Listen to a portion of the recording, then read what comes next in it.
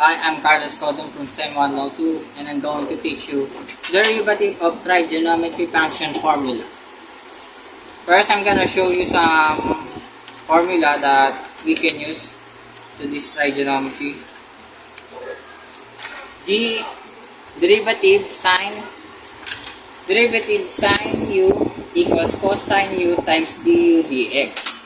Next is derivative cosine u equals negative sine u times du dx. And next is tangent u equals secant squared u times du dx.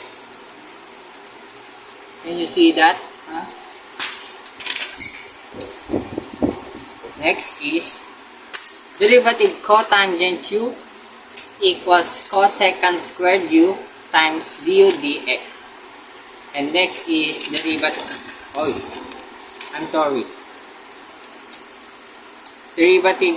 secant u equals secant u times tangent u times du dx.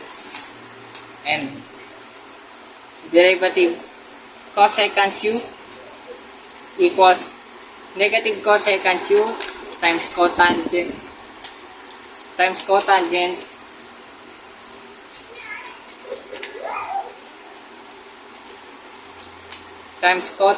u du dx. And lastly, is derivative e raised to u equals e raised to u times du dx, and I'm gonna show you that later. First example, this is easy one. Function x equals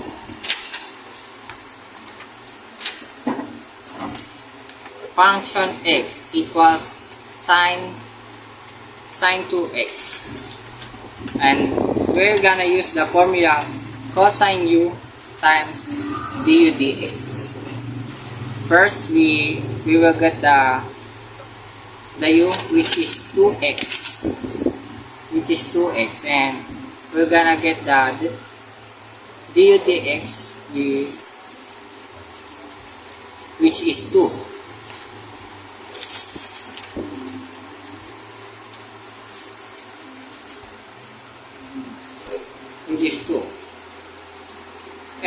Formula x, function x equals cosine u times du dx, which is cosine 2x times 2.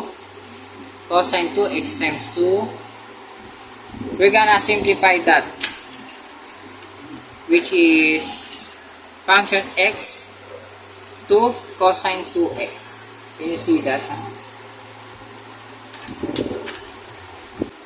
Next example, this is function x equals cosine 3x squared minus 1. We're gonna use the formula negative sine.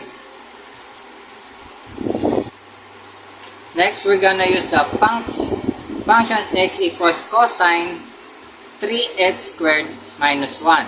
We're gonna use the negative sine u times du dx, which is this formula. Cosine u equals negative sine u times du dx. Ang una nating gagawin ay kukunin natin u, which is 3x squared minus 1. At kukunin natin ang derivative u with the respect of x is equals to 6 or du dx. Ang formula ay f of x equals negative sine u times du dx, which is the u is negative sine 3x squared minus 1 times 6x, which is the du dx. And we can simplify this to f function x equals negative 6x sine 3x 3x squared minus 1. Next example is this.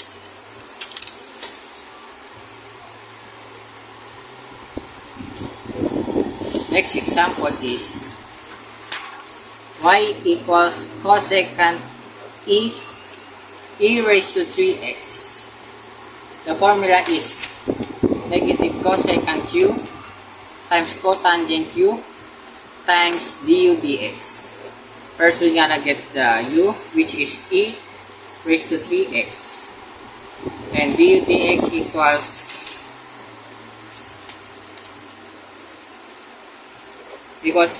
the derivative of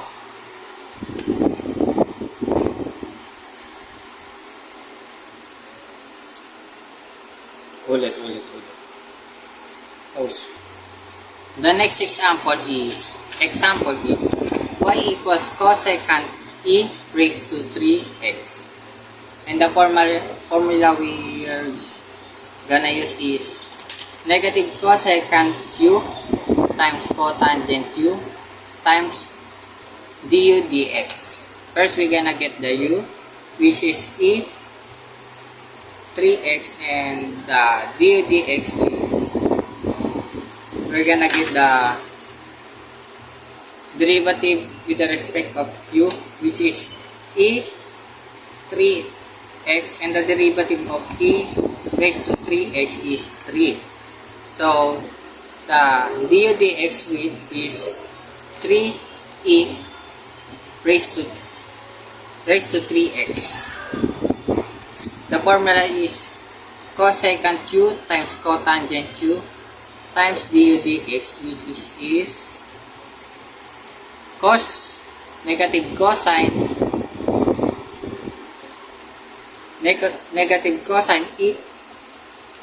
e raised to 3x times cotangent e raised to 3x times 3e raised to 3x. And we can simplify it to y equals negative 3e raised to 3x times cosecant e raised to 3x times cotangent e raised to 3x.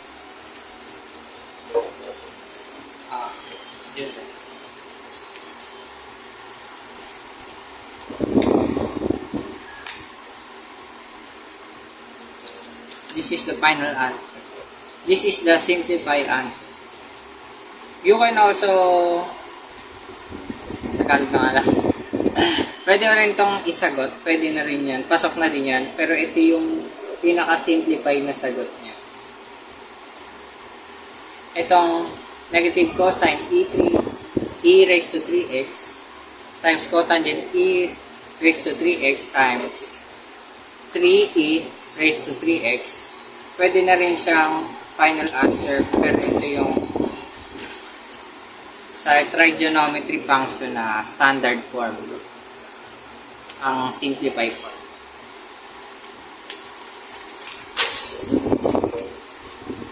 Tama. Ito yung ginamit natin formula, which is e raised to u equals e raised to u times du dx. Next example is y equals tangent x squared minus 1. And we're gonna use the formula secant squared u times du dx. Ito siya. Pinakita ko kanina. Ito, derivative tangent u equals secant squared u times du dx. First, we're gonna get the u, which is x squared times 1. And du dx, which is the 2x, the derivative of x to negative 1. X squared negative 1. So the formula is secant squared u. Secant squared u. Copy the secant and the u, which is x. Copy the secant squared and the u, which is the x squared minus 1 times the du dx. Copy the 2x. Copy the 2x times 2x. Let's simplify the answer. The simplified form is y equals 2x secant squared x raised to x squared minus 1.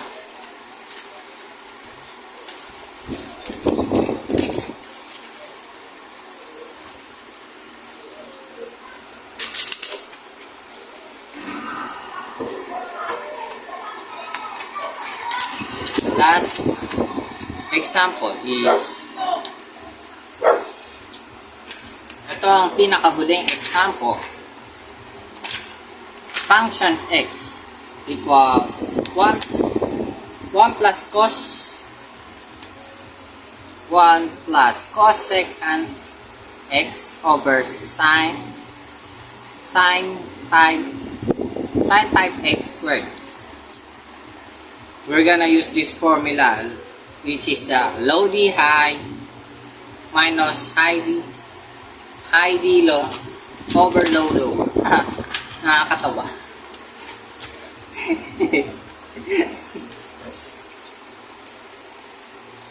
Alright. First, we're gonna do this stuff. Hangin eh.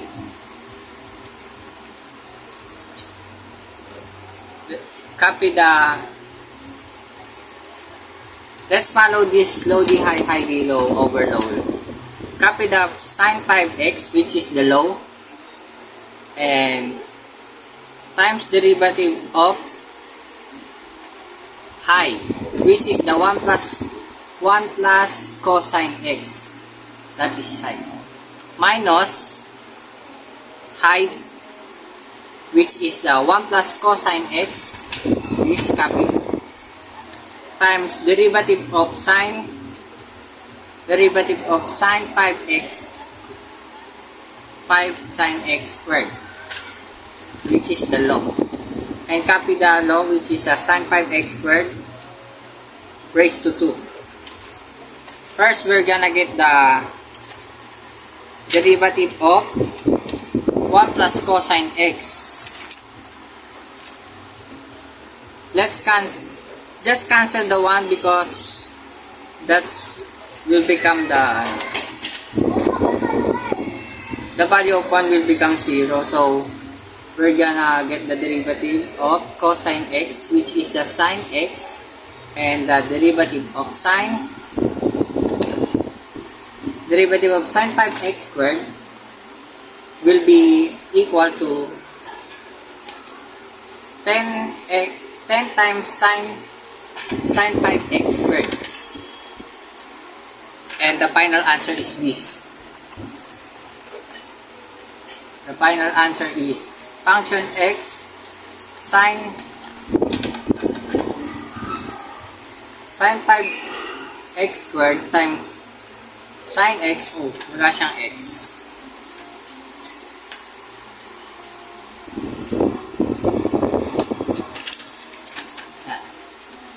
Times sine x minus 1 plus cosine x times 10 times 2, 10 times 5,